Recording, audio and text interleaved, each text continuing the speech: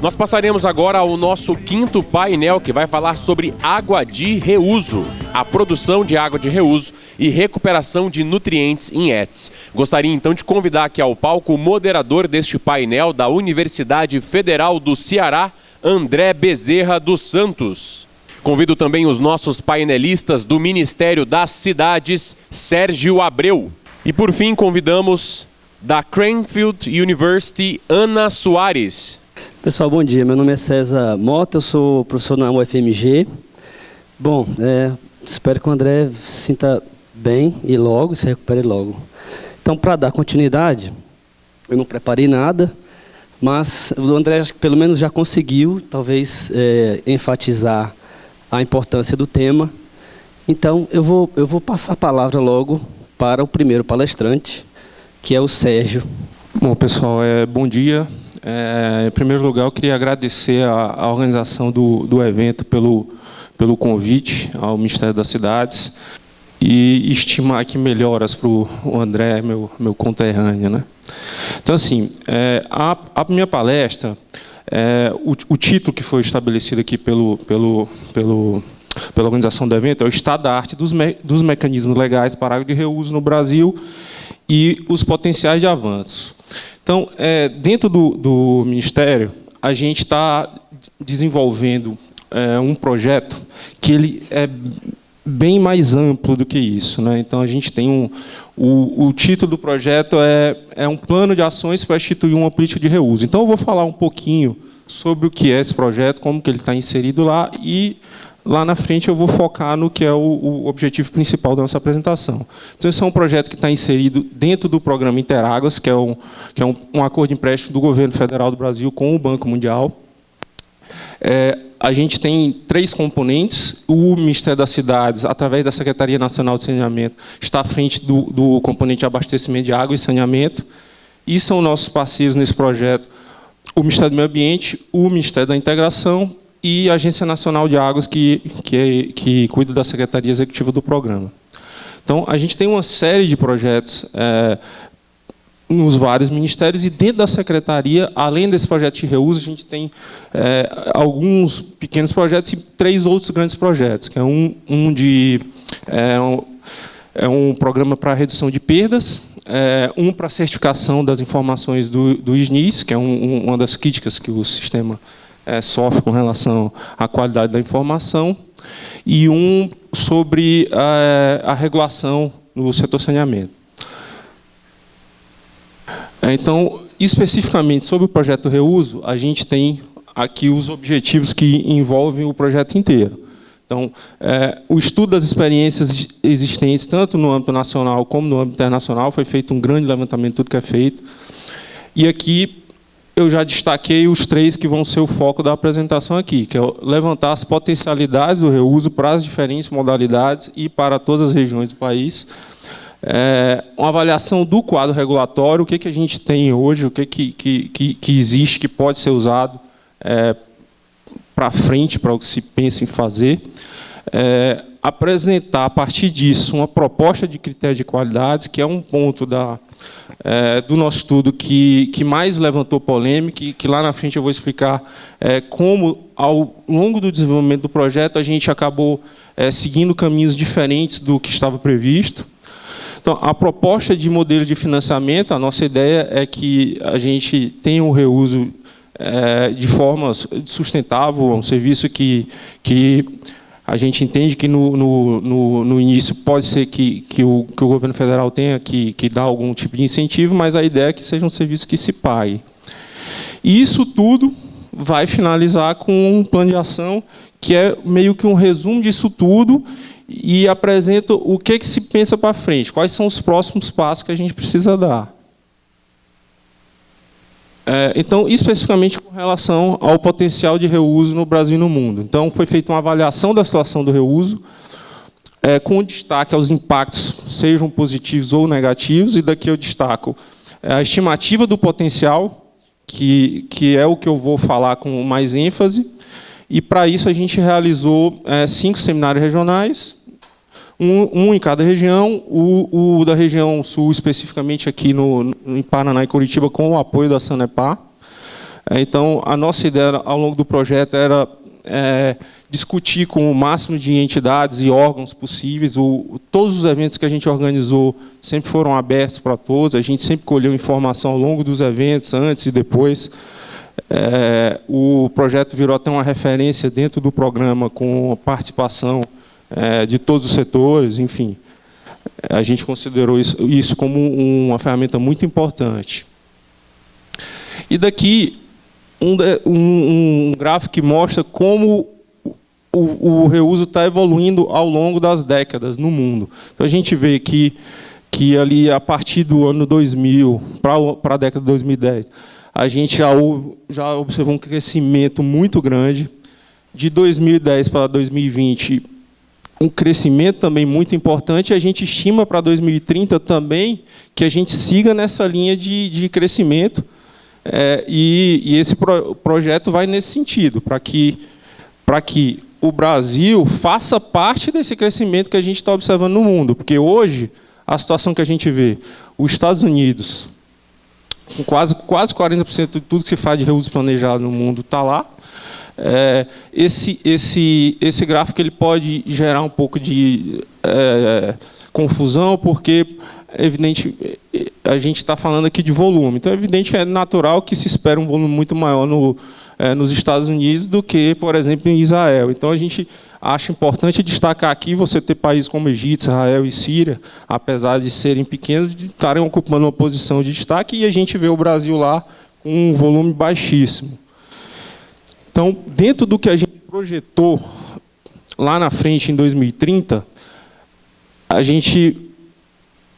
a posição do Brasil, que estaria ali ao final, com um volume baixíssimo, parece pouco que a gente pensa para 2030, e lá na frente eu vou apresentar como que a gente chegou nesse número, mas não é tão pouco se a gente olhar a situação, o contexto mundial.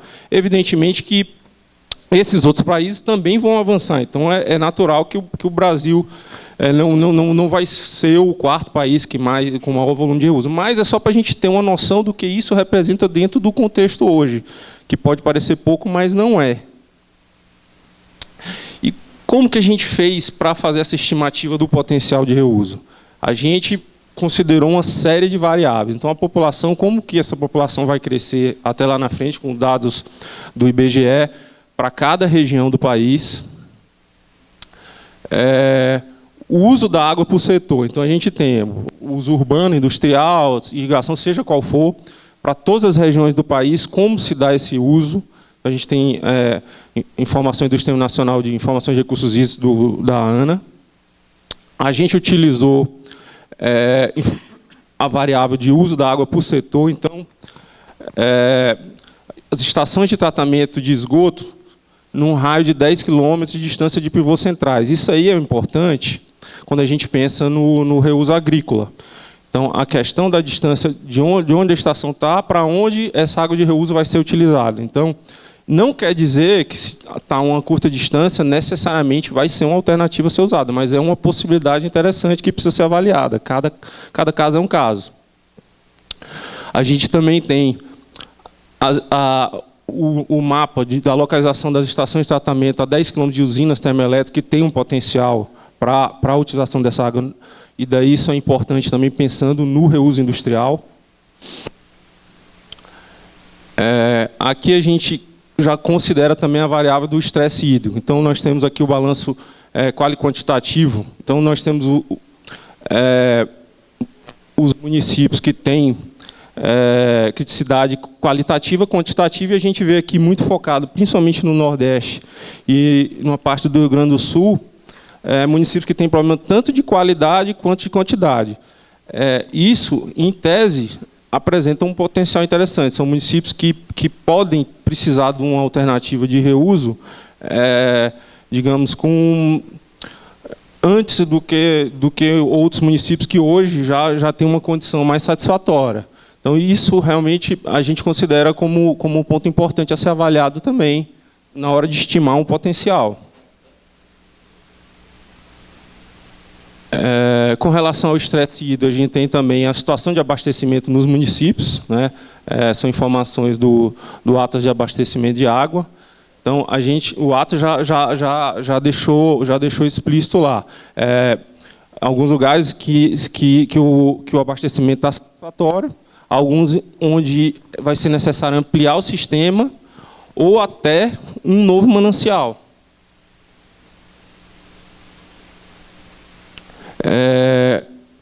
Foi considerado também áreas com intrusão salina.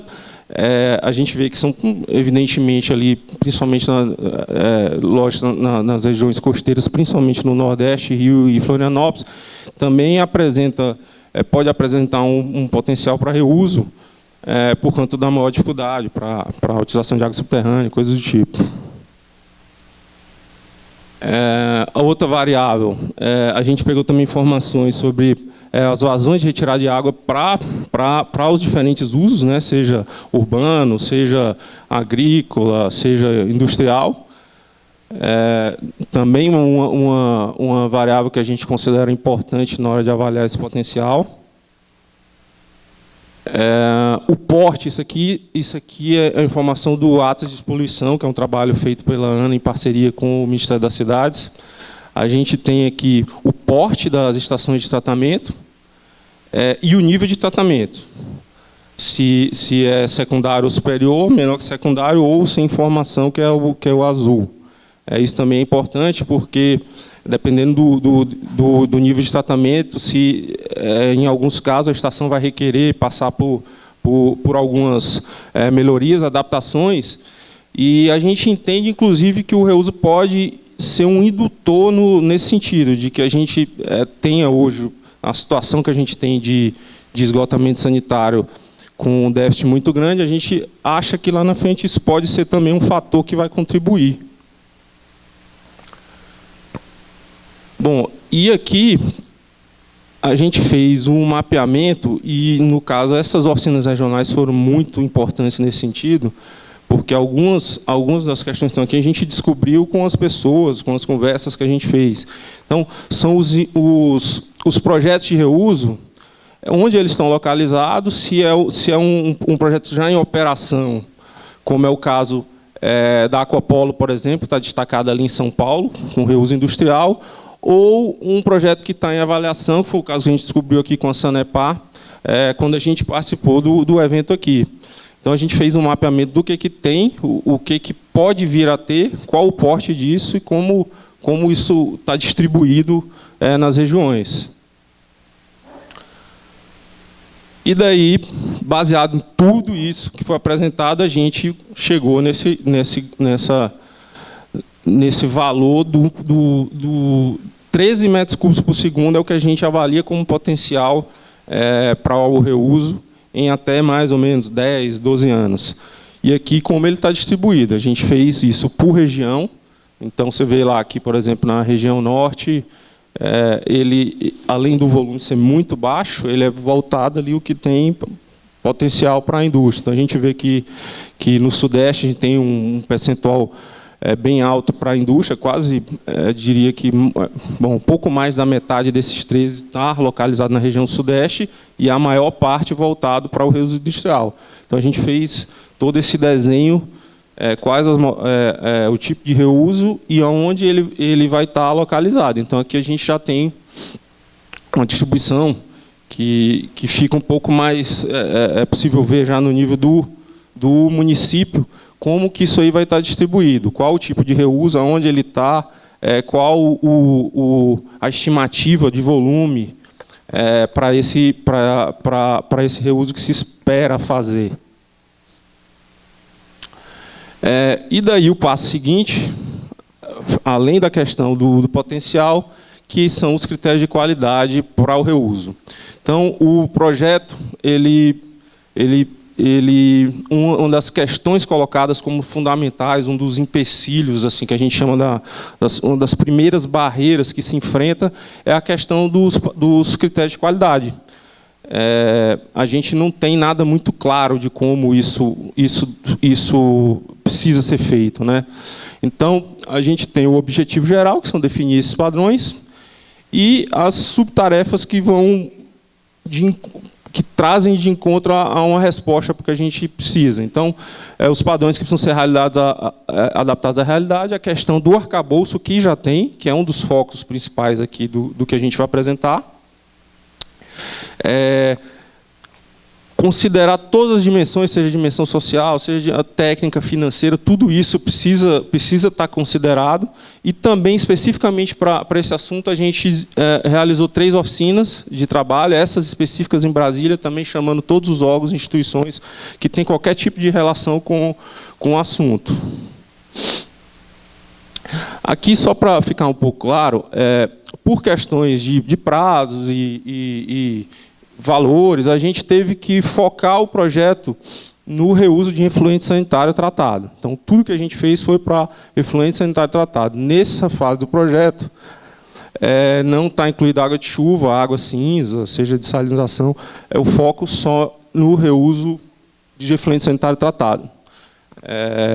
A gente entende que também esse é um outro passo que precisa ser dado em algum outro momento. E daí, para essa avaliação, a gente adotou a metodologia, primeiro, de conhecer o arcabouço legal existente sobre o assunto, sobre o setor em geral, comparar com o arcabouço. No caso, a gente pegou, pelo aquele gráfico que eu mostrei anterior, os Estados Unidos como referência, comparar com o que se faz lá, e daí apontar as lacunas que existem no arcabouço local e quais as abordagens que a gente vai adotar para o plano de ações lá na frente. E daí, um dos passos que a gente fez foi entender como é que funciona essa questão dos recursos hídricos no Brasil. Isso aqui mostra um pouco a dificuldade que é. São muitos órgãos e instituições, tanto nível federal, estadual, municipal, que conversam de diferentes formas entre si. Então, é um desenho que é muito complexo, ele é muito difícil. E é uma das barreiras que a gente encontra, uma das críticas que faz. Existe entendimento que o governo federal não deveria ter uma legislação específica sobre isso, atribuição de município e tal. Então, isso é uma discussão que a gente tem, e eu acho que é uma discussão que ela ainda vai seguir, independente do que foi feito aqui no projeto. E daí, com relação às leis e regulamentos existentes, a gente dividiu em 7 categorias que eu vou apresentar para vocês. Então, são as leis que se relacionam ao uso da água, abastecimento de água e gestão de recursos hídricos, qualidade de descarte efluente, qualidade de água e do solo, proteção da vegetação nativa do solo, padrão de potabilidade e serviço de água. Então, para cada categoria dessa, a gente apresentou qual é a legislação que existe hoje e do que ela trata. E daí, aqui, por conta do tempo, eu fiz só um resumo, só para a gente entender o que tem e do que aborda exatamente. Então, temos a Lei das Águas, que institui a Política Nacional de Recursos Hídricos, que foi publicada pela Presidência, e daí a gente também definiu de quem é a competência para implementar e regulamentar. Então, com relação ao uso da água, tem a Lei das Águas e a Resolução CNRH 140, que estabelece critérios para a outorga. A questão da outorga também é um ponto que a gente considerou muito importante para o projeto, porque existe divergência sobre como isso vai funcionar, por exemplo, para impedimentos que já tem outorga, se faz uma nova outorga, se só faz digamos assim, uma reformulação da outorga que já existe. Então, isso é uma questão que também, para o reuso, a gente considera muito importante. Especificamente com relação ao abastecimento de água e gestão de recursos hídricos, repete-se aqui a Lei das Águas, a 9433, que institui a política de recursos hídricos, e as resoluções do CNRH, do Conselho de Recursos Hídricos, a 54 e a 121. Essas 2 resoluções são o que a gente tem hoje especificamente para tratar da questão do reuso.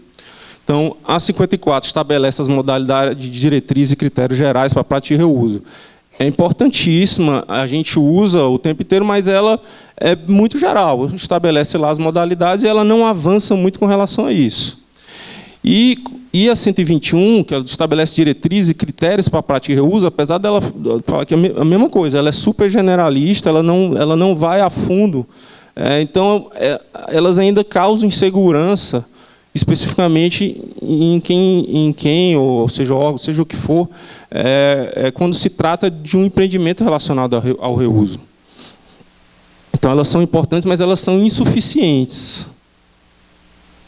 Daí, com relação à qualidade do descarte do efluente, a gente tem as resoluções CONAMA 357, 430, 396 e a CNRH 153. Então, tem uma série de questões, todas foram consideradas, mas são questões que elas vão vir depois, né? Depois que a gente pensar em ter uma legislação, e daí ela vai precisar atender e entender o que tá posto aqui. Então, a gente não pode em nenhum momento perder de vista. Especificamente com relação à qualidade do solo e da água, tem a CONAMA, CEPET 420 e a 274. Com relação à proteção à vegetação nativa e uso do solo, tem o Código Florestal. Padrão de potabilidade, a gente tem a portaria. Nesse momento, ela não foi tão considerada para o estudo, porque a gente optou, apesar de fazer a avaliação, entender o que é feito com relação ao reuso potável, para a questão de um manual, seja o que for, de um documento com diretrizes, e eu vou chegar no ponto do que ficou decidido com relação a isso, então ela vai ficar um pouco fora nesse momento, mas ela vai ser importante no momento em que se pensar em fazer reuso potável, seja no longo ou longuíssimo prazo. E com relação ao serviço de água e esgoto, a lei de saneamento, a 11445, que foi considerado o tempo inteiro, é o decreto que regulamenta a lei, e a norma, a 13969, que fala de tanque séptico. Bom, além de todos esses regulamentos no nível federal, a gente também tentou, e isso também nas oficinas foi um momento importante para a gente conhecer, entender ou saber, principalmente, o que é feito nos estados, o que tem, que poderia dar subsídio para a gente. Então, no Ceará, a gente tem a lei 16033, que é a de 2 anos atrás, que também ela tem determinações gerais, é bem generalista. E a resolução COEMA, essa sim, essa é uma lei bem específica, com padrões, com valores, com números, que define condições de padrão de lançamento de efluente. E a resolução essa de São Paulo, que disciplina o reuso direto não potável de água, exclusivamente para fins urbanos. Uma questão que causou muita polêmica, tem muita gente que entende que essa resolução de São Paulo ela é muito restritiva, e isso vai de encontro ao que a gente está pensando aqui para o projeto, da gente entender, porque na nossa cabeça, se não houver pelo menos diretrizes gerais de como funciona, cada estado vai fazer de um jeito, cada município vai fazer de um jeito, então a gente entendeu que precisa ter pelo menos uma orientação geral para que a gente não desestimule e, ao mesmo tempo, garanta segurança para quem consome água, para o meio ambiente. E, além das questões das legislações, tanto no nível federal quanto estadual e municipal, a gente também foi atrás de descobrir onde mais a gente tinha informação que pudesse dar subsídio para a gente. E daí eu vou deixar por último, eu destaco a CETESB, essa norma que já foi destacada lá no quadro anterior, e o grupo do PROSAB. Durante o projeto, a gente já tinha conhecimento do grupo do PROSAB, sabia que tinha uma série de estudos, e daí a gente chamou alguns professores para participar de alguns eventos nossos, né? E eles colocaram algumas questões importantes, algumas questões polêmicas, inclusive alguns rumos que o projeto poderia estar tomando, que poderiam não ser os mais adequados. Então, a gente seguiu nessa discussão com eles, chamou alguns professores para Brasília para uma discussão presencial, e, por conta dessas opiniões e que a gente percebeu que poderia não tá indo no rumo mais adequado, a ideia inicial era ter, quem sabe até conseguir chegar ao nível de ter uma portaria, um documento para regulamentar o reuso. A gente recuou, pensou só no manual orientativo,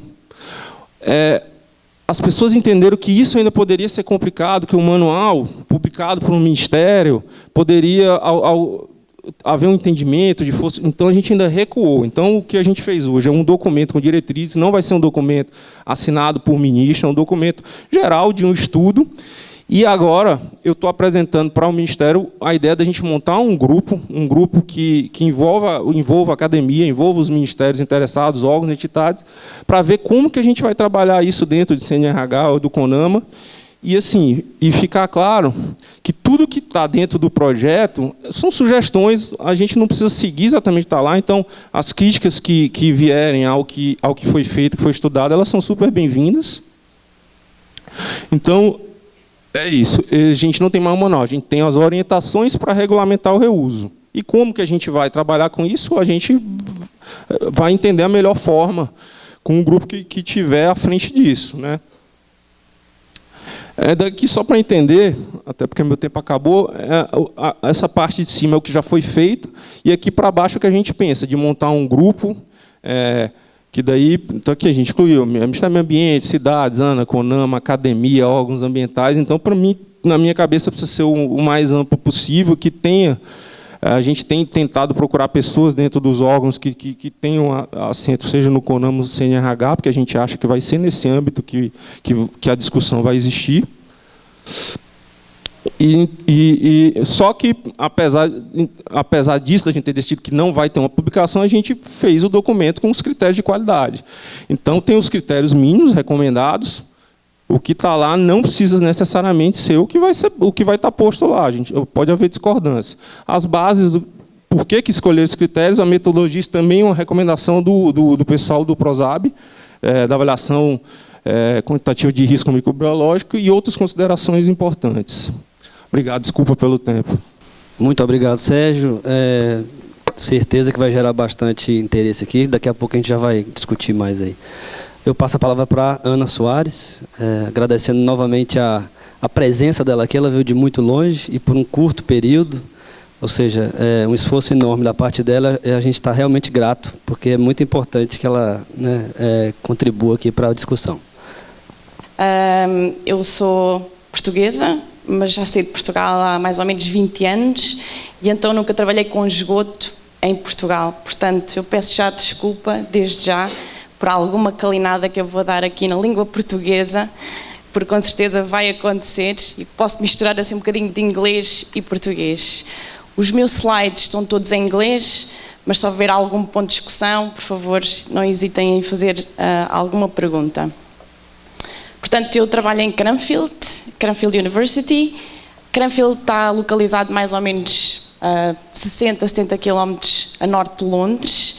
É uma cidade de fácil acesso, há muitos voos diretos aqui desde o Brasil. E a nossa universidade é uma universidade muito aplicada, onde só treinamos alunos de mestrado e doutoramento. Portanto, é uma universidade pequena, tem por volta de 3.500 alunos, mas isso permite-nos ser muito aplicados e ser muito dedicados à parte de investigação. Eu tenho a sorte de trabalhar num grupo que fazemos tratamento de esgoto e Cranfield University era uma base aérea militar e, como tal, tinha uma estação de tratamento de esgoto. E então a nossa estação trata mais ou menos 600 metros cúbicos por dia e associado com esta estação, eu estava a dizer que então, em Cranfield temos uma estação de tratamento de esgoto. Isso permite-nos fazer muitos testes a escala piloto, a escala real, trabalhar com as companhias de água inglesas. E então eu venho aqui falar com vocês hoje sobre a recuperação de nutrientes. Porquê que é importante recuperar nutrientes? Há várias razões. Eu acho que uma das razões fundamentais para a recuperação de nutrientes e para criar este debate em que vemos as estações de tratamento de esgoto como uma fonte de recursos e não onde estamos a criar um lixo e uma água que vai ser descarregada, que não serve para nada. Falámos aqui sobre o reuso da água, mas a parte dos nutrientes também é muito importante no sentido em que a população mundial está a aumentar cada vez mais e é necessário que a gente recicle, recupere de uma forma sustentável o mais possível. E neste debate do reuso de água, de produção de energia na estação de tratamento de esgoto, há também necessidade de recuperar os nutrientes. De onde é que vêm os nutrientes atualmente, como é que são produzidos? Portanto, o nitrogênio hoje em dia é produzido por um processo que se chama Haber-Bosch Process.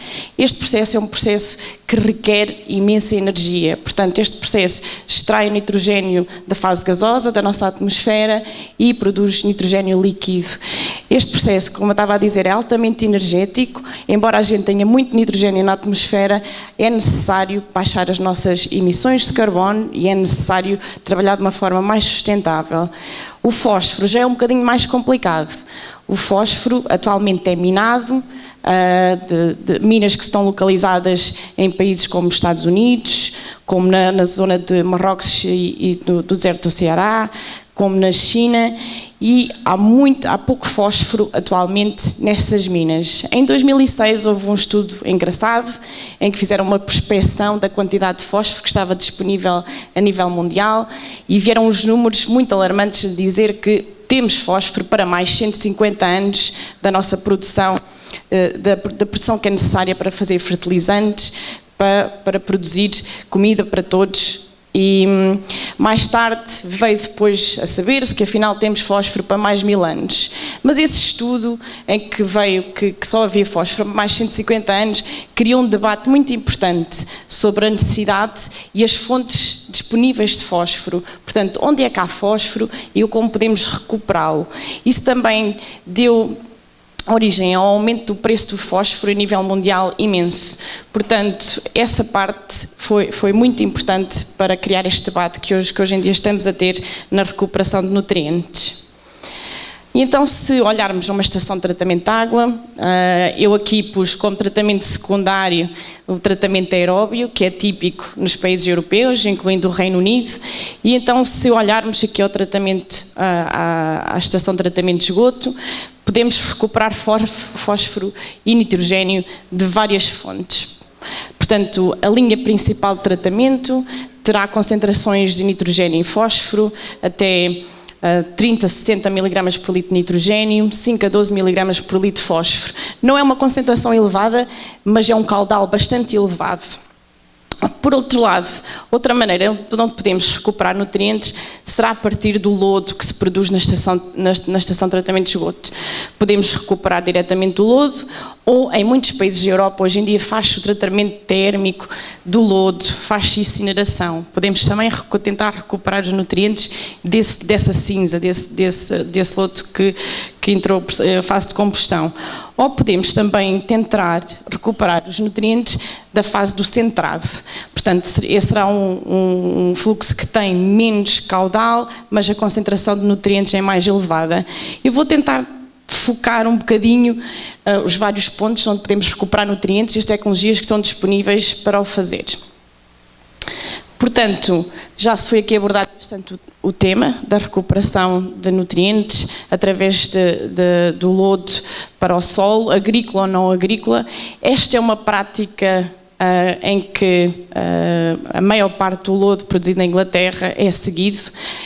Aqui há uns anos atrás, 50% do lodo era tirado para solo, hoje em dia é 70%, portanto é uma prática que está a aumentar e tem muito a ver com a legislação, os acordos voluntários entre os agricultores e as grandes superfícies dos supermercados que asseguram aos clientes que o produto é seguro. Portanto, temos o Safe Sludge Matrix, que providencia esse acordo. A nível europeu não há ainda uma legislação definida sobre o lodo para solo. E então há uma grande disparidade entre os diferentes países. Como eu estava a dizer, na Inglaterra temos 70% do lodo para solo agrícola, entretanto há outros países como a Holanda em que não é possível colocar o lodo em solo. Há várias razões para isso. Uma delas é que é visto em que há as desvantagens do solo, de colocar o lodo em solo agrícola, são muito altas em relação a micropoluentes, a patogénios. Hoje em dia também criou-se o debate dos microplásticos, que ainda não se sabem quais são as consequências disso que vai acontecer. Mas também na Holanda havia bastante competição entre a fonte de nutrientes que vinha de estrumes, que eles têm uma grande prática de criação de bovinos e suínos, e então havia também essa competição entre os nutrientes dessa prática da pecuária e em relação ao lodo das estações de tratamento de esgoto. Portanto, há uma grande disparidade, há vantagens e desvantagens. De forma geral, a União Europeia vê que, quando possível, o lodo deve ser reciclado em solo. Essa é a grande prática, embora haja algumas exceções.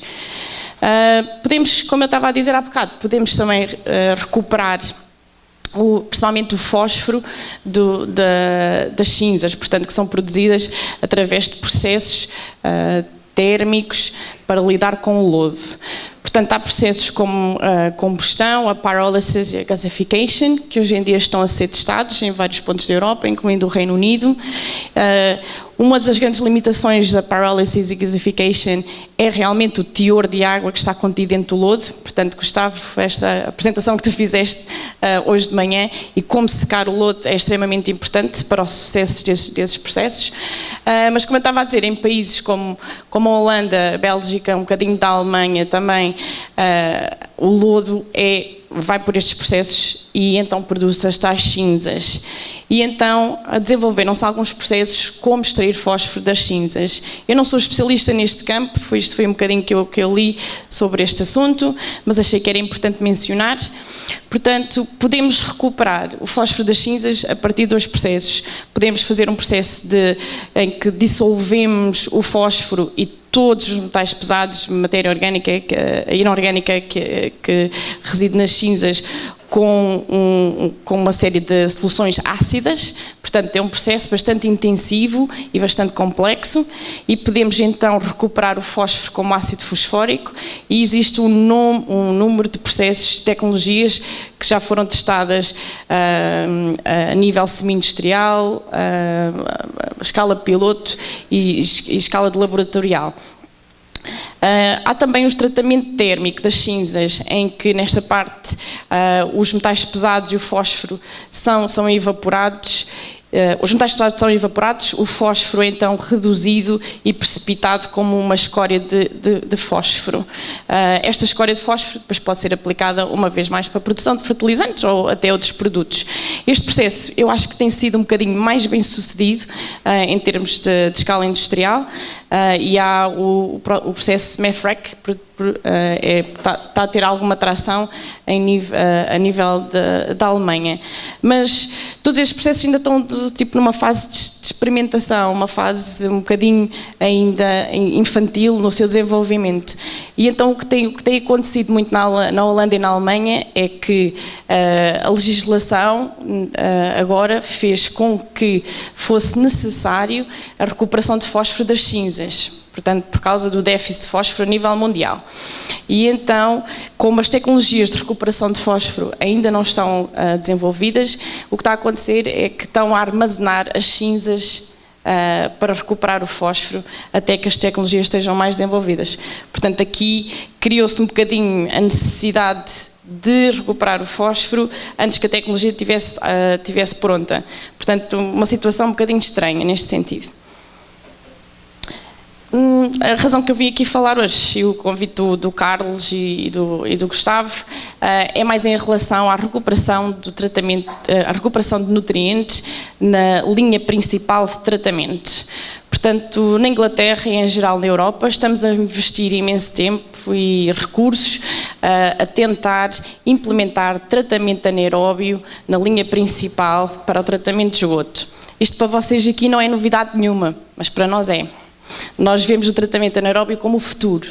Portanto, eu trabalhei há muitos anos numa companhia inglesa que se chama Yorkshire Water. Esta companhia tem 300 e tal estações de tratamento de água para beber e tem por volta de 600 estações de tratamento de água de tratamento de esgoto. Quando eu comecei a trabalhar com esta companhia em 2006, eles tinham uma conta de eletricidade por volta de 10 milhões de libras.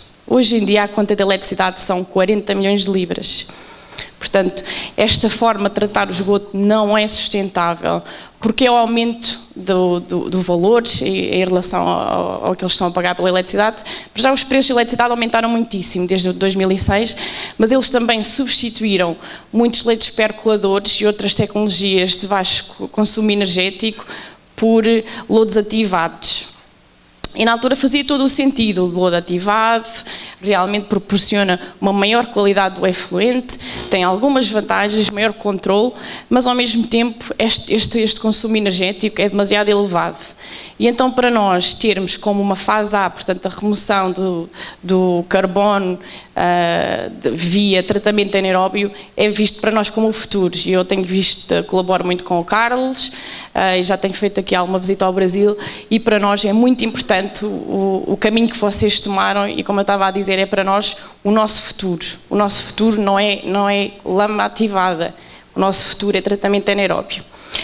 Nós fazemos, se calhar, tratamento anaeróbio de uma forma ligeiramente diferente, em que estamos a tentar implementar o tratamento anaeróbio em conjunto com membranas.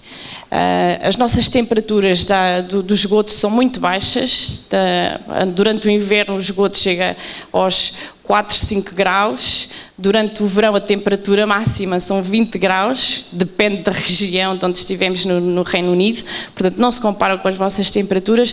Portanto, a hidrólise é o passo limitante no nosso tratamento anaeróbio. E então, se pusermos em conjunto um reator WASP com tratamento, com a recuperação dos sólidos com membranas, conseguimos que o passo limitante, que é a hidrólise, seja conseguido, e temos um sludge retention time na ordem dos 150, 200 dias, e essa parte proporciona que a gente consiga atingir os mesmos yields de metano que vocês conseguem aqui no Brasil e até noutros países. Portanto, esta parte do tratamento com membranas é muito importante.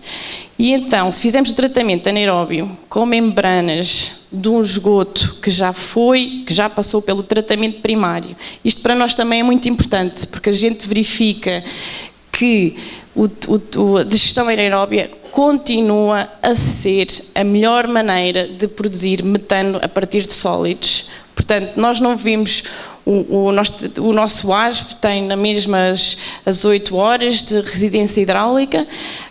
Queremos realmente recuperar o máximo de metano a partir da hidrólise, metanogénese dos sólidos, mas continuamos a ver que o nosso esgoto tem muito sólido e é importante recuperar o máximo de metano a partir desses sólidos. E então, a partir do WASP com membranas, obtemos um efluente que é muito rico em nutrientes, vou mostrar alguns resultados aqui à frente, e pode ser utilizado também para fertigation. Portanto, fertigation é o reuso desta água diretamente para irrigação de solo agrícola ou outros tipos de solos. Esta prática é já aplicada em muitos países, incluindo a Califórnia, Coreia, etc.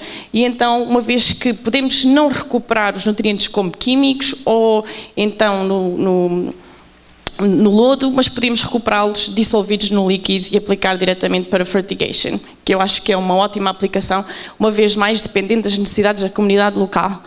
Ou então podemos recuperar o nitrogênio e o fósforo como químicos. E então, como é que podemos fazer esta recuperação como químicos? Queria só mostrar aqui a qualidade do efluente que podemos produzir através do nosso WASP com membranas. Portanto, uma qualidade de efluente muito boa que permite cumprir com a legislação europeia, mas aqui queria só relevar a produção de nitrogênio e fósforo. Uma vez que a hidrólise ocorre, o nosso nitrogênio aumenta até 30%, não há remoção de nitrogênio, portanto, e o nosso fósforo aumenta por volta dos 15%. Uma vez mais, não há remoção de fósforo. E então, como é que podemos recuperar os nutrientes deste tipo de efluente? Ou então de outros de efluente secundário, a seguir a lodo ativado, ou a seguir a um percolador, etc. O que é que podemos fazer? Portanto, nós trabalhamos com um processo muito interessante de troca iónica. Este processo de troca iónica, a gente utiliza dois meios específicos para a remoção de nitrogênio e fósforo. O primeiro chama-se Mesolite, e o Mesolite tem uma grande capacidade para a amónia em relação a outros componentes e outros iões que fazem parte do esgoto, e temos colunas cheias do meio e passamos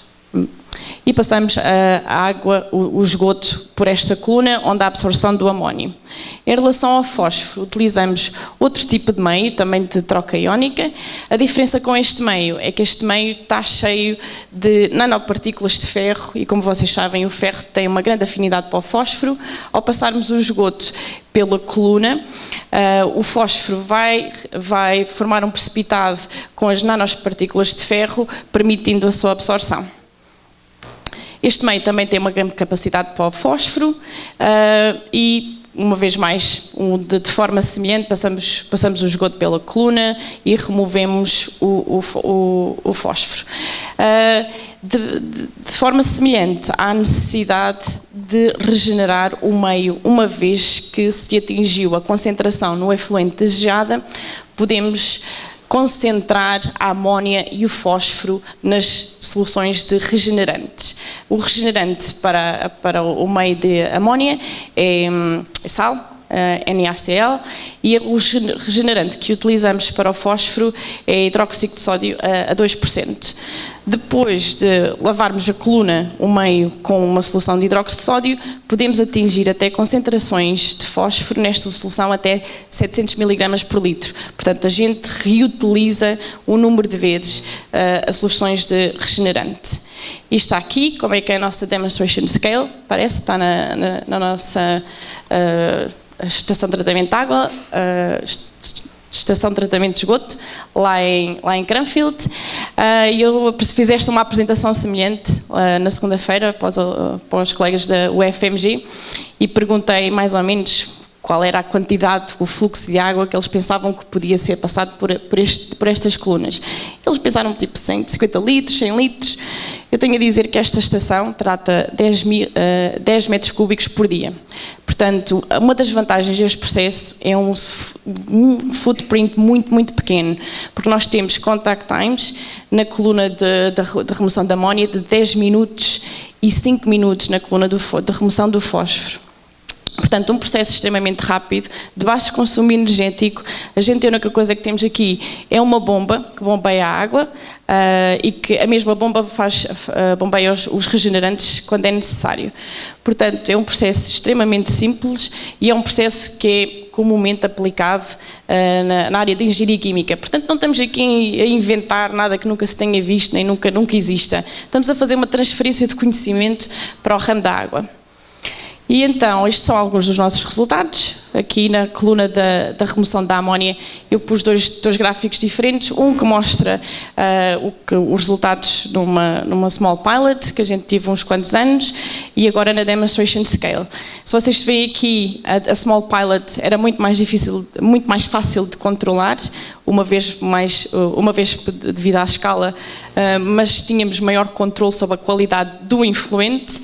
Mas agora que estamos a trabalhar nesta escala com um tamanho mais elevado, temos verificado uma grande flutuação no influente. Portanto, a concentração de amónia durante a noite chega aos 30 mg por litro e durante o dia chega aos 5 mg por litro. E então esta curva não é tão bonita como temos ali em cima, mas queria só salvaguardar e realçar aqui os diferentes picos onde se mostra que queríamos atingir uma concentração de amónia de 3 mg por litro. Quando essa concentração é atingida, regeneramos o meio com a solução de NaCl e voltamos à operação normal e a amónia vai ficar concentrada no regenerante de NaCl. Aqui também este gráfico mostra a remoção de fósforo na outra coluna. A concentração de fósforo é um bocadinho mais estável que a de amónia no influente, e então, uma vez mais, temos aqui estes vários picos que indicam quando as colunas foram regeneradas. Esta coluna está agora em operação há 1 ano e meio, não temos visto nenhuma deterioração no meio, no Ion Exchange, e estamos bastante satisfeitos com os resultados. E então, a parte mais interessante, acho, como é que recuperamos então os nutrientes das soluções regenerantes. Então, a parte de recuperação da amónia e do regenerante da NaCl fazemos por um processo de membranas, ou podemos fazer até por um processo de stripping, depende também dos produtos que queiram produzir, enquanto que fazemos a recuperação do fósforo por um simples processo de precipitação. E então, como eu estava a dizer, a recuperação da amónia, podemos utilizar uma hollow fiber membrane, um contactor. Estes tipos de contactors são vendidos comercialmente. A gente trabalha com uma companhia que se chama Membrana e produz estas membranas que se chama Liquicell, e qualquer um pode comprar, qualquer um pode começar a fazer a recuperação da amónia. Uma vez mais, estes processos foram desenvolvidos para a indústria da engenharia química, mas podem ser aplicados para o tratamento de esgoto. E então a gente pode produzir, através de um processo de stripping ou com o processo de membranas, podemos produzir uma solução concentrada de amónia, até 20-30%, ou podemos produzir um químico de ammonium sulfate. Como eu estava a dizer, para o fósforo, a recuperação do fósforo é bastante mais simples, uma vez que o regenerante é uma solução de hidróxido de sódio com elevado pH, temos uma elevada concentração de fósforo, como eu dizia, até 700 mg por litro. Assim que fazemos uma dose pequena de calcium hydroxide, há uma precipitação imediata do calcium phosphate, que pode ser removido por um processo de filtração, centrifugação, uma vez muito simples. A precipitação do calcium phosphate é instantânea, portanto, 2-3 minutos de máximo de mixing e permite a recuperação do calcium phosphate. A gente já tem feito algum estudo de mercado, onde é que estes produtos podem ser aplicados, e também temos caracterizado a pureza dos produtos. Eu tenho aqui alguma informação sobre o calcium phosphate, e como vemos, em questão de metais pesados, em questões de micropoluentes, as concentrações são muito, muito baixas. Quando vocês veem um sinal de menor e o número em vermelho, é porque foram detectados abaixo do nível de limite de detecção do instrumento. Portanto, não conseguimos detectar. Uma vez que comparamos isto com o calcium phosphate, que é minado, as concentrações de metais pesados são muito significativamente mais baixas. Portanto, temos um produto de alta pureza. E onde é que podemos aplicar este produto? Acho que a ideia que se propõe é vamos produzir fertilizantes e pôr isto de volta na agricultura, mas será realmente a melhor solução? Eu tenho as minhas dúvidas. Podemos procurar outras aplicações em que deem um bocadinho mais de valor aos produtos que podemos recuperar, aos nutrientes que podemos recuperar. Eu tenho aqui algumas informações, podemos pôr outra vez, por exemplo, o ammonium sulfate, pode ser utilizada para produzir flame retardant, pode ser utilizada na indústria da pele, pode ser utilizado para um número de outros processos químicos. Em questão ao calcium phosphate, ele é muito utilizado de alta pureza para fins médicos ou para fins da produção de comida. Acho que também não será por aí, uma vez que estamos a recuperar o calcium phosphate do esgoto, mas há várias outras aplicações que podem dar algum valor acrescentado a estes produtos. Nós fizemos também uma comparação económica de dois tipos de flow sheets. Portanto, comparámos dois tipos de fluxograma que podem obter a mesma qualidade de efluente, um deles contendo o tratamento primário, mas depois um ciclo de BNR para remover o fósforo com uma dose de ferro para obter uma baixa concentração de nitrogênio e fósforo. E comparámos com este fluxograma que eu descrevi, em que temos umas lamas ativadas, um glodo ativado só para remover o carbono, e depois removemos os nutrientes e recuperamos os nutrientes com as colunas de troca iónica. E, portanto, temos aqui a primeira coluna, o Whole Life Cost, a 40 anos, em que consideramos o CAPEX e o OPEX, e podemos verificar que se combinarmos, mesmo que seja um load ativado com as colunas de Ion Exchanger, o Whole Life Cost é bastante mais baixo. E tenho aqui também alguns valores em relação a pounds por person equivalent per year, e então podemos ver, se combinarmos ainda o processo de tratamento anaeróbio com membranas e a troca iónica, podemos conseguir até 15 libras per people equivalent per year. Isto não sei bem como é que se compara com os vossos números, isto foi tudo feito com os CAPEX, utilizando os cost models das companhias inglesas, portanto não me sentia à vontade de traduzir isto diretamente para reais, porque há muitas coisas que foram assumidas que não se podem traduzir diretamente. Mas pronto, a mensagem principal aqui é que realmente ter um processo em que há recuperação de nutrientes pode ser mais barato do que estar a continuar a tratar o esgoto como até agora. Nestes números, a gente não incluiu nenhum benefício em relação à venda dos produtos que recuperamos. Porque dependendo de qual seja o mercado dos produtos recuperados, a gente pode recuperar até 2% do OPEX do processo, mas se vendermos estes químicos para o tipo de indústrias com a maior valor acrescentado, podemos recuperar até todo o OPEX e aí começar a fazer dinheiro com o tratamento de esgoto. Portanto, isto é uma coisa que ainda temos a perceber.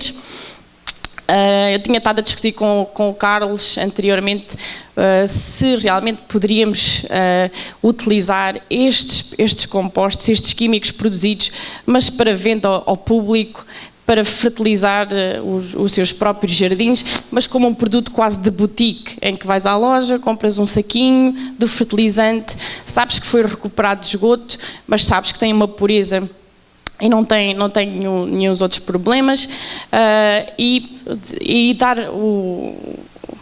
a mão ao cliente, ao consumidor, para também estar a liderar esta parte de recuperação. Portanto, clientes que tenham uma formação ecológica, que queiram também salvar o planeta.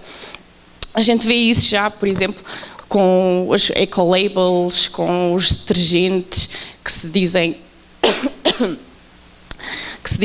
eco-friendly, e as pessoas estão realmente dispostas a pagar mais por um produto ecológico. Portanto, por que não tentar fazer qualquer coisa semelhante aqui?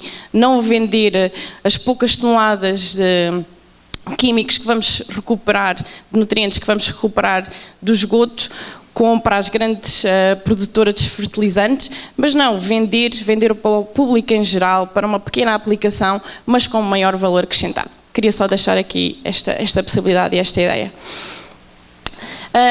Queria também referir que acho que este ponto é muito importante.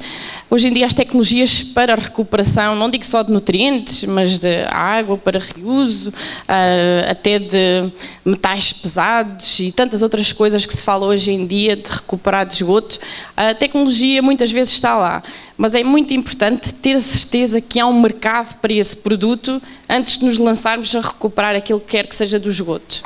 Portanto, se recuperarmos produtos, mas que não haja mercado para eles, não tem o menor valor.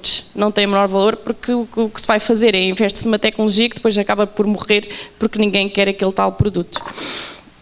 E então, acho que o meu tempo acabou. Eu tinha mais alguma informação sobre a produção de estrovita a partir do centrado, mas acho que a maior parte de vocês já estão familiarizados, e o Carlos também falou sobre isso durante os seus primeiros slides.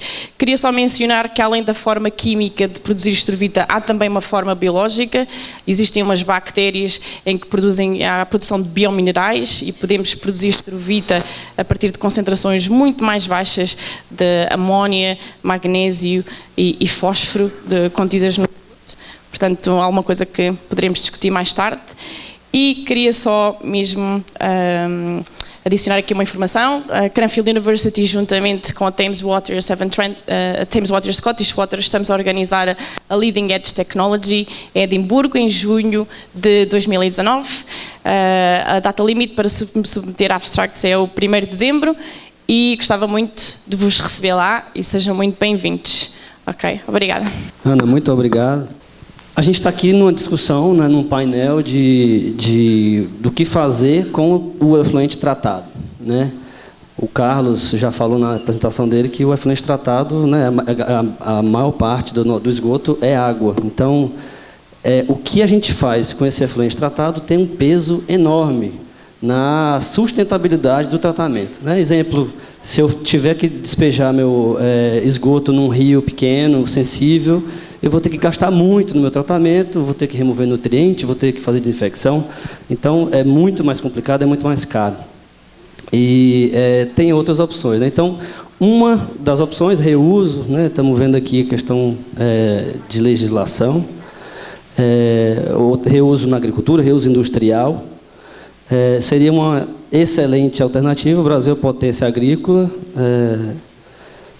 tudo bem que pode haver algumas restrições geográficas, porque muitas vezes o esgoto não está gerado onde realmente ele é demandado, isso vocês chegaram a começar a ver também, né?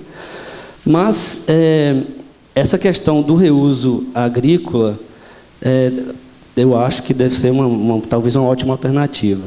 Fica a preocupação, nós do INCT, né, isso seria uma boa alternativa, mas ela precisa ser segura, nós somos sanitaristas, né, então a gente precisa proteger a saúde pública. Então tem que ter várias, tem que ser focado nisso, na saúde pública, claro, no meio ambiente também. Mas fica outra preocupação do outro lado do pêndulo, que se for muito restritiva, ninguém vai fazer. Há o exemplo lá do lodo, né, que é muito restritivo, pouquíssimas pessoas fazem. Então, talvez o Sérgio pode comentar sobre esse balanço aí, como é que se isso é levado em conta, está sendo levado em conta. Bom, tem vários casos que a gente precisa realmente remover nutrientes do esgoto, né, porque tem restrições ambientais e de legislação. E aí a Ana cobriu muito bem, ela está realmente na fronteira do conhecimento, aí na recuperação de nutrientes, que, ao meu ver, é muito melhor do que simplesmente remover. No caso do nitrogênio, é melhor você recuperar do que levar ele de volta para a atmosfera, porque você já gastou muita energia lá no começo para fixá-lo, né? Então, a Ana mostrou também a experiência europeia, também com lodo, da britânica. Então, muito bom ver experiências de processo microbiológico, mas também físico-químicos, muito compactos e muito relativamente baratos, né? Inclusive, você mostrou aí os gráficos e preço, né, de tecnologias que removem, não recuperam, né? Ou seja, a sua, além de ser mais barata, ela está recuperando e não está só removendo.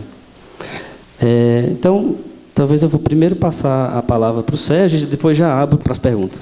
Esse ponto foi uma questão que ao longo do debate, dos eventos, das discussões, chamou muita atenção. Porque, eventualmente, se a gente apresentava números, falava em valores, para um mesmo parâmetro, um professor, por exemplo, falou que é muito restritivo, e um cara lá do órgão ambiental falou que era um absurdo, que era ao contrário. Então, é um problema que ele é difícil de ser enfrentado, por isso que a gente começou a recuar nessa ideia de ter uma portaria, ou ter um manual, ou ter orientações. Então, a ideia é ter orientações gerais. Evidentemente que em alguns momentos a gente apresenta números, mas a gente deixa claro que aquilo ali que é em situações específicas. Para começar, assim, orientações. Então, mesmo quando a gente chegar lá na frente, no manual, no que seja, e uma coisa que foi muito colocada, essa questão da avaliação quantitativa de risco microbiológico. Então, eventualmente, desde que se consiga garantir, o foco no final é a saúde pública. A gente não pode fazer... a gente entende que o reuso precisa ser feito onde houver segurança para ser feito. Esse é um problema que vai ser enfrentado no CONAMA. A gente sabe que é uma questão que vai ter um debate árduo, mas que bem ou mal tem que se enfrentar, né? Como vai ser essa discussão, a gente está esperando para ver, mas é difícil. Quando a gente fala especificamente na questão dos números, a gente já esperava a polêmica que isso ia gerar, e gerou ainda mais, o que nos fez até essa questão de reformular algumas das coisas que a gente estava pensando, mas a gente não pode perder nunca de vista a questão proteção do meio ambiente, saúde pública e a necessidade que a gente tem pela água, não tem jeito. Ok, eu vou abrir para as perguntas. Também vou pedir que, se forem comentários, que mantenham, que sejam curtos, e perguntas também que sejam curtas e objetivas, por favor. Gostaria de fazer uma pergunta para a Ana. Nome e instituição, por favor. Eu sou o Nelson, da Universidade Federal de Santa Catarina. Ana, tem alguns processos biológicos aerados de tratamento que é possível extrair alguns produtos de valor um pouco mais agregado. Se fala em produzir biopolímeros, bioplásticos. É possível também fazer esse tipo de extração de um material um pouco mais agregado de processos anaeróbios, como o ASB que foi apresentado? Assim, os grânulos do ASB têm muito cálcio e têm muito fósforo, não é? É um dos processos de granulação permite a acumulação desses minerais. Portanto, eu sei de colegas, especialmente na Holanda, que já estão a tentar olhar especialmente ao granular, ao lodo granular, sobre a recuperação desses materiais. Mas o problema é que, por outro lado, o lodo granular tem um elevado preço de mercado, não é? Porque os USBs e GSBs, a aplicação está a continuar a aumentar, e até a nível de tratamento de água industrial. Portanto, vale a pena extrair quando o produto sem nenhum tratamento já tem alto valor? Para já ainda não, mas já há pessoas a tentar extrair minerais, porque o grânulo é formado através de biomineralização e a concentração principalmente de cálcio, fosfato e entre outros minerais. Portanto, acho que sim, no futuro vai ser possível, mas para já ainda há muito mercado para o mercado granular por si só. Portanto, acho que para já ainda não, talvez mais tarde. Próxima pergunta. Aqui, eu sou o Raul, da Universidade Estadual de Campinas. Uma pergunta assim, bem um pouco crítica. Importante, eu acho que a barreira principal para reuso de água e de nutrientes, qualquer tipo de reuso dentro do que é estações de tratamento de esgoto, é a concepção das pessoas. A concepção sobre reuso é importante. E justamente entra na concentração do mercado. Não tem mercado porque as pessoas não gostam de coisa que vem do esgoto. Então, quais são as estratégias que vocês estão planteando no sistema talvez de educação? Você está consultando para o Ministério da Educação também? Não sei. Quais são essas estratégias que poderíamos adotar para fazer possível esse reuso e que a população tenha maior aceito sobre esse tipo de recursos recuperados? Eu só queria adicionar, acho que a pergunta é mais aqui para o Sérgio, mas só queria adicionar, por exemplo, este projeto que eu mostrei aqui com a recuperação de nutrientes de troca iónica, faz parte de um projeto europeu muito grande, que é Smart Plants, em que também há a recuperação de celulose, há a recuperação de bioplásticos, e então, em todos esses projetos, e nós somos um exemplo, mas há muitas iniciativas na Europa, há então essa preocupação de consultar com o público, e há entrevistas, e há uma série de stakeholder events, community events, e então é engraçado. Por exemplo, a recuperação de celulose é que gerou bastante debate, em que apresentaram ao público uma série de pratos de papel feitos da celulose recuperada do esgoto. E então a maior parte das pessoas perguntavam: quer comer comida deste prato? E a maior parte das pessoas diziam o prato está puro, tem algum risco associado. E quando explicavam realmente o processo e a pureza do produto, as pessoas comiam sem problema. Portanto, eu acho que se a parte de desenvolvimento do produto for feito com a educação, com consultar o público de forma geral, acho que o público aí vai entender quais são os benefícios e que realmente não há um risco associado com isso.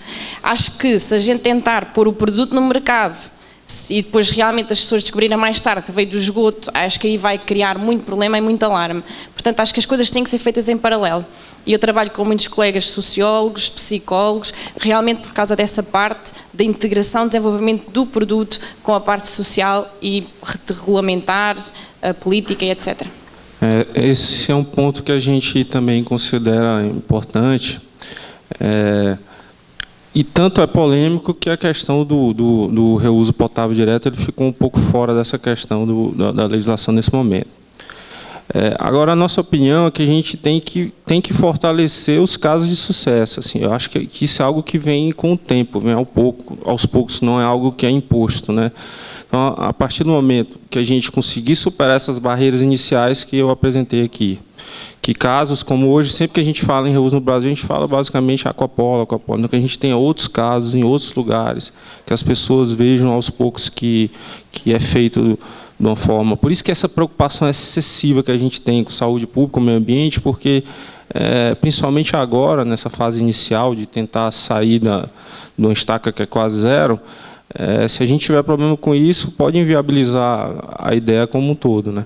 Mas eu acho que é aos poucos, é gradativo, com os casos de sucesso acontecendo, naturalmente as pessoas vão entender que não tem, que o risco é um risco controlado, né? A pergunta é boa, né? O problema é real, tem que ser dado atenção realmente, porque muitas vezes é questão do mercado, né? Se você gera um produto e o mercado não está interessado, não quer. Agora, tem muita desinformação também, né? E preconceito também, que os outros palestrantes do Lodo falaram também. Muitas pessoas não percebem, mas vários de nós consumimos água que é esgoto potabilizado. Se a gente está coletando água do rio, né, água superficial, esse rio recebeu esgoto, tratado ou não, a montante. Então, a gente, tudo bem, tem diluição, tem outros processos lá, mas não deixa de ser É o que a gente fala, que o Brasil faz reuso, só que é o reuso não planejado. A nossa ideia é investir no reuso planejado. Próxima pergunta. Lucas. Bom dia, meu nome é Lucas, eu sou da equipe do INCT. Parabéns pelas ótimas palestras. A minha pergunta, primeiro eu vou fazer um comentário e em seguida eu farei a pergunta mais direcionada ao Sérgio. E em relação a essa questão da percepção das pessoas, né, vou iniciar pelo comentário.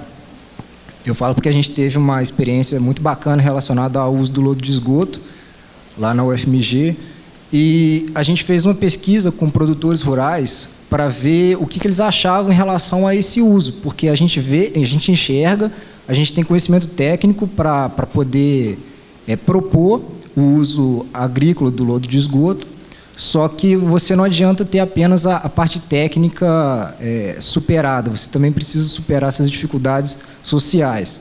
Então, a gente observou, assim, no primeiro contato, na primeira abordagem, que as pessoas, o status padrão, assim, não quero lodo de esgoto, mas sem saber do que se tratava. Então, à medida que a gente foi estimulando as discussões, e não era uma discussão no sentido de uma palestra, era uma interação com as pessoas, né? A gente construiu junto com eles o conhecimento que permitiu que quebrasse o paradigma inicial. E isso muito interessante, foi em 2 horas.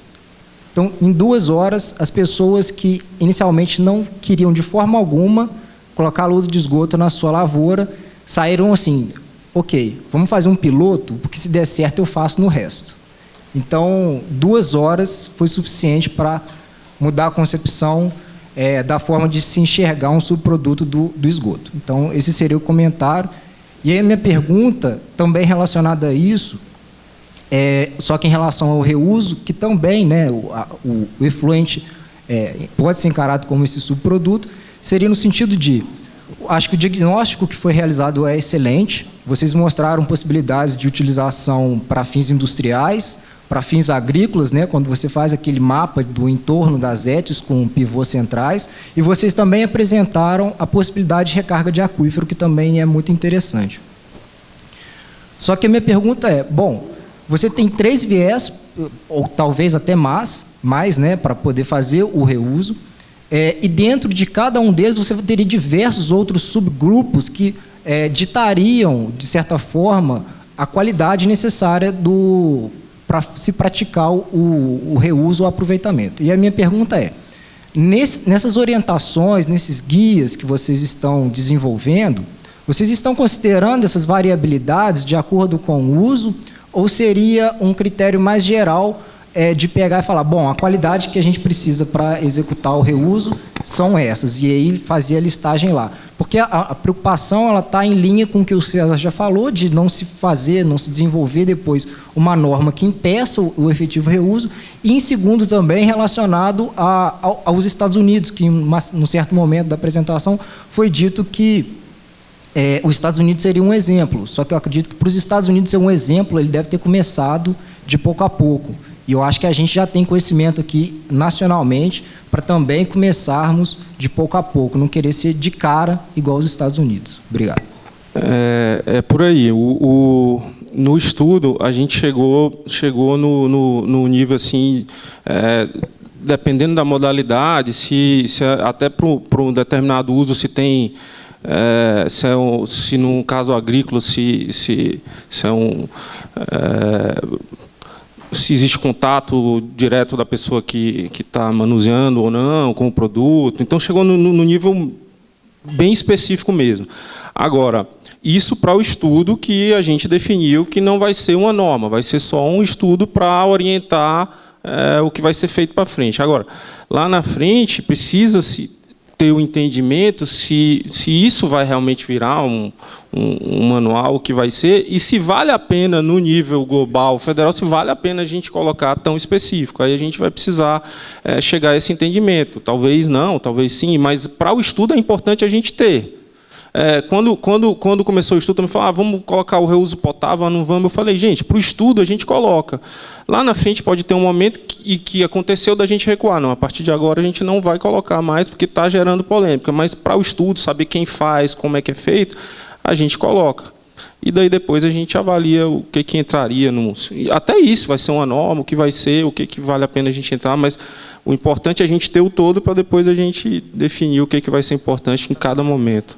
Alexandre, Kazan, Santa Catarina, só parabenizar vocês, principalmente, todo esse trabalho de recuperação de nutrientes e de outros constituintes do esgoto, porque a gente acaba já fazendo isso, só que a gente não percebe, só que a gente chama essa fonte de petróleo, e está recuperando todas essas coisas do petróleo, gerando plástico, gerando um monte de outras coisas que a gente acabou utilizando, só não está deixando isso na natureza por milhões de anos, está antecipando um pouco essa etapa. Mas eu queria falar um pouco com o Sérgio sobre a questão do reuso, Sérgio, e na minha visão particular, eu não sei se eu acho uma estratégia muito conveniente a gente tirar o foco da questão do reuso potável da água do esgoto, porque parece que a gente assumiu que isso é uma coisa inviável. E todo esse preconceito que a gente acaba jogando na sociedade, na verdade, é um preconceito que começa dentro do setor de saneamento. E não admitir, por exemplo, essa prática como uma prática possível. Então, uma outra questão também é sobre essa questão da legislação. Na hora que a gente começa a colocar a legislação como sendo o orientador da atividade técnica, a gente acabou, então, com os engenheiros, entendeu? Tira os engenheiros, os químicos, então bota os advogados para operar as plantas de tratamento, porque senão não acontece nada. Tu chega hoje, por exemplo, na dicotomia que é paradoxal. Tu tens um padrão de balneabilidade aqui nos nossos rios e praias de 800 coliformes. Tá? 80%, ainda tu pode rabar 20%. Só que o padrão que a norma coloca para descarga em vaso sanitário é 500. É mais seguro, então, tomar banho num vaso sanitário do que numa lagoa. Bom, e uma outra questão também se eu quero utilizar uma água para aquecimento, quem que vai ser o meu parâmetro de segurança? A caldeira? O que é mais seguro? Não, uma água super boa, mas a caldeira vai explodir. Então, o meu parâmetro de segurança é a turbidez da caldeira, do equipamento. Assim como desobstrução de rede. Tem sentido tu tirar coliformes para desobstruir uma rede de esgoto? Não tem o menor sentido, cara. Então, trazer um pouco essa prática do reuso como uma prática comum, convencional, e como lógica, para mim, é a abordagem mais inteligente. Senão a gente vai estar só criando parâmetros aí para a indústria que produz de maneira convencional continuar produzindo dessa maneira. E as novas tecnologias nunca vão ser colocadas à disposição das pessoas. Obrigado. Com relação ao reuso potável, eu concordo, tanto que quando quando eu entrei no projeto, essa foi uma das brigas que eu comprei internamente. Falei, não, o reuso potável tem que fazer parte do projeto. E ele entrou a discussão toda. Decidiu-se por tirar ele só porque a ideia inicial era ter a questão de uma norma, um documento de diretriz. E isso gerou muito polêmica. Então, houve um entendimento de que era melhor ele ficar de fora seja qual for um documento de orientações. E essa polêmica que gerou foi de várias partes, seja o Ministério da Saúde, sejam os órgãos ambientais municipais, da gente ter, primeiro, uma segurança no reuso não potável e daí, num segundo momento, entrar. Mas eu entendo o seu posicionamento, eu acho que faz sentido. Mas é só numa questão de dar um próximo passo, evitar muita polêmica e, de repente, inviabilizar até o anterior. É algo que pode acontecer também, então a gente teve só essa cautela, mas eu acho que tem que estar na pauta, tem que estar na discussão, tem que estar no estudo, né? Acho que é importante. E com relação à questão das modalidades, seja qual tipo de uso, isso é algo que a gente considerou com bastante ênfase. Evidentemente que, dependendo do uso, a exigência é completamente diferente. E a ideia é justamente essa. No projeto, a gente tentou explorar o máximo de modalidade, o tipo de uso que ia ser feito, para a gente realmente incentivar. Então, isso foi uma preocupação que a gente teve, que foi considerado o tempo inteiro.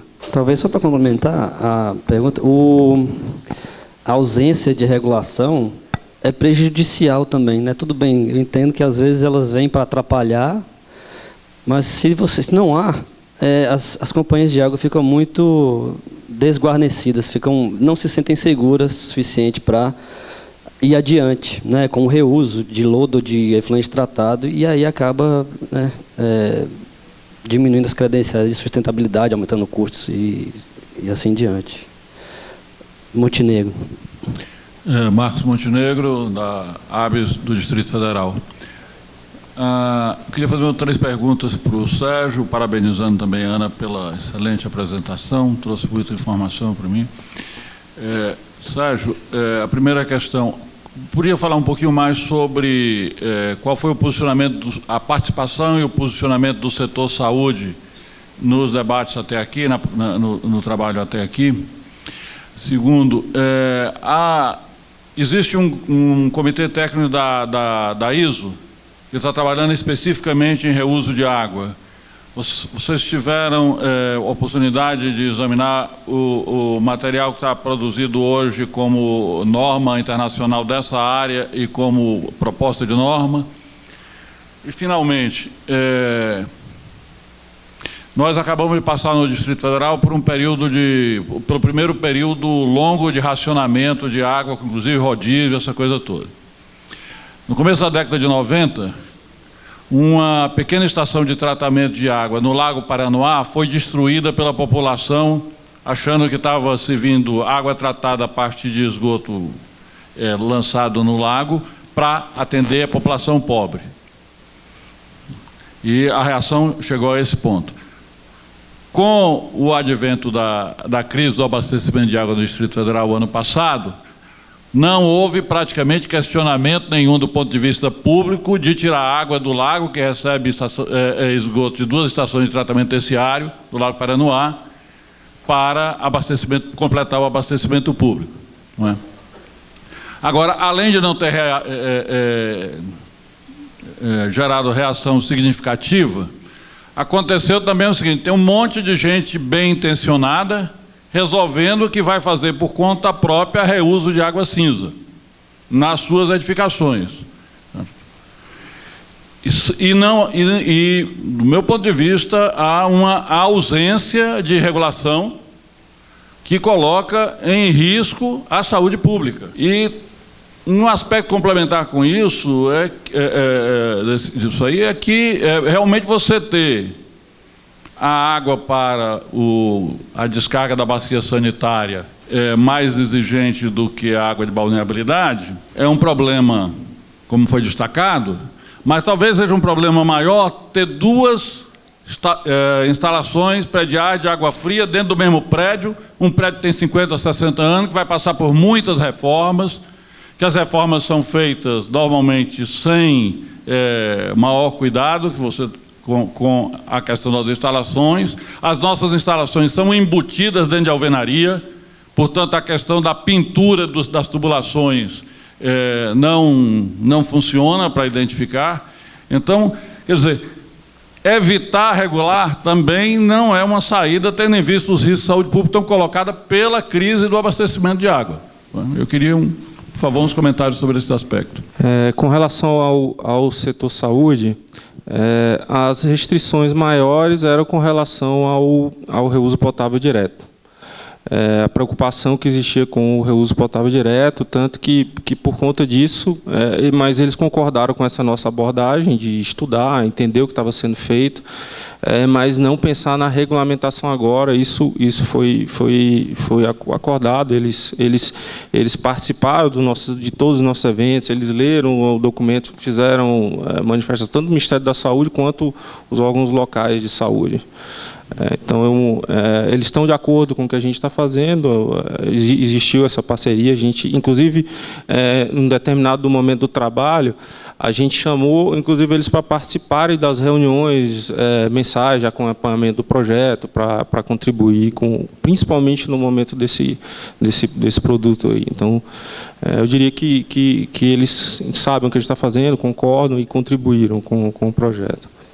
Especificamente com relação à norma, eu não fiquei sabendo, eu não participei de nenhuma discussão sobre isso, mas teria interesse em colaborar, com certeza. Se isso tivesse chegado na Secretaria de Saneamento, certamente teria chegado em mim, ou pode ser que com essas trocas, esses últimos momentos meio conflituosos lá, pode ter que isso tenha se perdido em algum momento, mas eu realmente não participei, teria interesse em saber o que está sendo feito, em apresentar o que a gente fez para eles.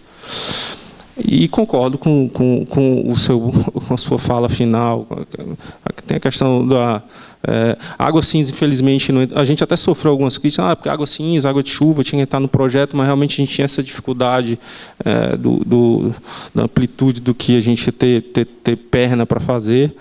Mas é algo que a gente chega muito no Ministério das Cidades, um monte de solicitação de manifestação sobre o projeto de lei falando de água cinza, água de chuva, e acho que nem tanto para um lado, nem tanto para o outro. Muitas chegam também com um nível de, assim, o projeto de lei. A partir de hoje, claro que eu estou falando de forma... todo recurso federal para tal área tem que exigir necessariamente uma captação de água de chuva. E também não é por aí. Então, a gente tem que encontrar ali um termo que seja... lógico, como é que você vai exigir água de chuva num lugar que não chove, por exemplo? Captação de água de chuva num lugar que não chove. Não é por aí também. Mas tem que ter... A gente entende que tem que incentivar, tem que ter a legislação, mas... Eu não gosto da palavra sempre ou nunca. Eu acho que cada caso é um caso. Eu seria a favor se um estudo de viabilidade, tal, aí legal, para ver a possibilidade, aí bacana. Ana, você se sente à vontade de comentar leis ou regulação de reuso? Não? Assim, na Inglaterra não há reuso porque não há falta de água. E então acho que as companhias de água estão a ver a parte de reuso, mas para a parte industrial, para pôr nas caldeiras, para permutadores de calor, e então não será essa parte potável. O que também acontece na Inglaterra, há muita água, mas também é sazonal. Portanto, durante o inverno há muita, durante o verão nem tanto. E há muitos rios que dependem muito da descarga do caudal da estação de tratamento de efluente.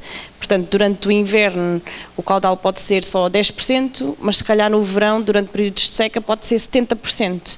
Portanto, se essa descarga não se fizer no rio e for para outro tipo de reutilização, incluindo industrial, pode criar problemas a nível ecológico. Portanto, acho que também é preciso ver a parte onde a descarga é feita e se é necessário haver essa descarga para manter a viabilidade ecológica de uma certa região. Em relação a leis, também havia muito pouca regulação e havia muito poucas leis, e também a DEFRA está também a seguir por esse caminho em relação ao o que é necessário para fazer vários tipos de reutilização, mas eu não sei os valores, não sei dizer.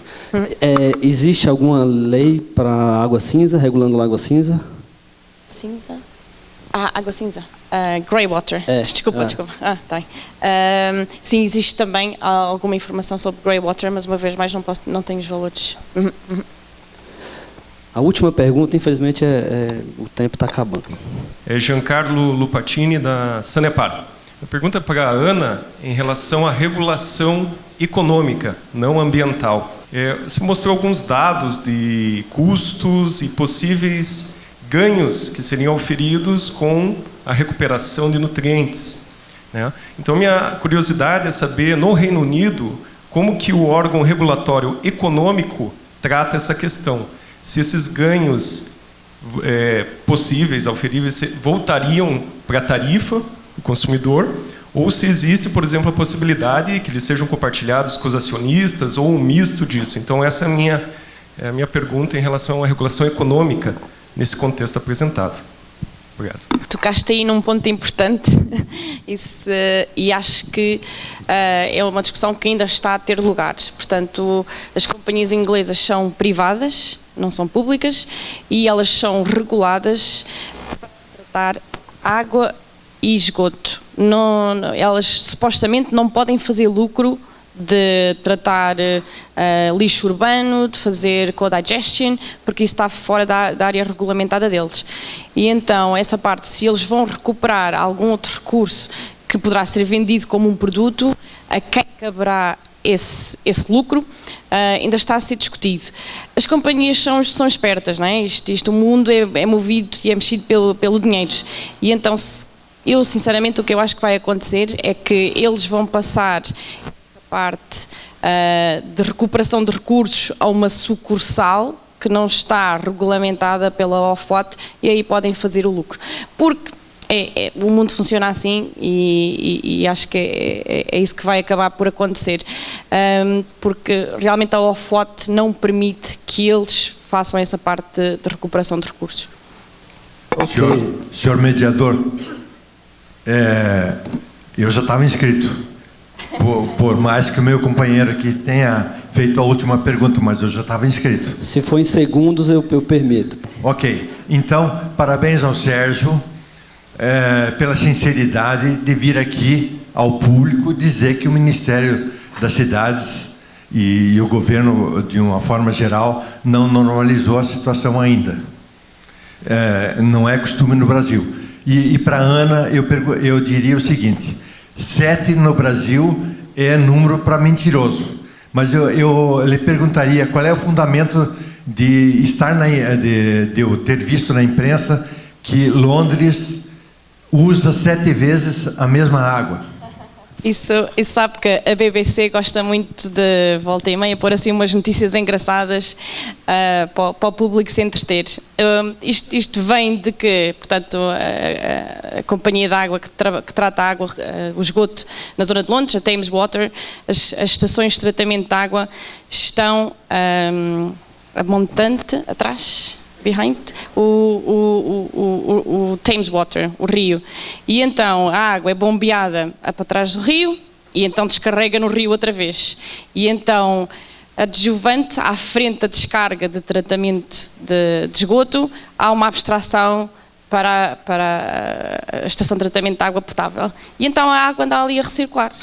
Mas isso não faz parte, já que o César estava a dizer, isto acaba por ser este indirect reuse, a gente acaba por fazer de qualquer forma, não é? A água, o ciclo da água, a gente vai sempre abstrair e vai descarregar em locais que às vezes descarregamos antes de fazer a abstração, e daí vem essa notícia de que a gente bebe 7 vezes a água e que já foi reutilizada. Mas sim, essa notícia aparece cada 2, 3 anos, é sempre a mesma. Muito obrigado. Muito obrigado, plateia, pelas discussões, perguntas e principalmente aos palestrantes. Muito obrigado.